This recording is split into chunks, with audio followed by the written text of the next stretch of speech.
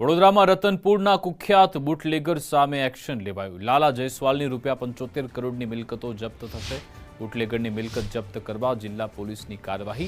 જિલ્લા પોલીસે મિલકત ટાંચમાં લેવા ગૃહ વિભાગ પાસે મંજૂરી માંગી। દારૂના ધંધાથી 75 કરોડથી વધુની 13 જેટલી મિલકત વસાવી। ખેતર, જમીન, મકાન, પેટ્રોલ પંપ મળી 75 કરોડની મિલકત।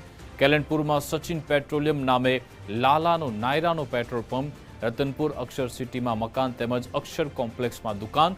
રતનપુર ચોકડી, અબ્રમપુરા, અલાહાબાદપુરમાં ગામમાં પણ 6 જેટલી જમીન। યુનિયન બેંકમાં પરિવારના સભ્યોના નામે સોનું પણ મળી આવ્યું। ગુનાખોરીની કાળી કમાડીને સફેદમાં ફેરવવા મિલકત વસાવી। સચિનના નામે પેટ્રોલ પંપ ઉપરાંત restaurant, auto plaza. Bootlegger Lalo દારૂના વેચાણના રૂપિયા યુપીઆઈથી મેળવતો। બુટલેગર પર પોલીસ પર હુમલો કરી હત્યાના પ્રયાસનો આરોપ છે। હાલ કુખ્યાત લાલા જયસ્વાલ સહિત 4 આરોપી જેલમાં છે। થોડાક મહિનાઓ પહેલાં વડોદરા ગ્રામ્ય જિલ્લાની અંદર લાલા જયસ્વાલ રતનપુરનો રહેવાસી એક બુટલેગર ઉપર એક ગુસ્સીટોકનો ગુનો રજીસ્ટર કરવામાં આવ્યો હતો।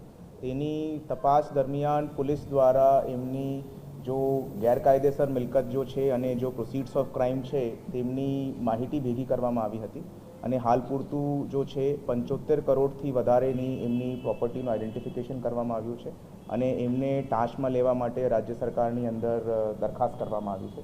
ટોટલ 13 જેટલી પ્રોપર્ટીઓ મૂવેબલ અને ઇમૂવેબલ પ્રોપર્ટી, જેની અંદર એગ્રીકલ્ચર પ્લોટ્સ છે, પેટ્રોલ પંપ છે, બીજા કમર્શિયલ પ્રોપર્ટીઝ છે, ગોલ્ડ છે, બેંકના અંદર નાણાકીય રોકડ છે।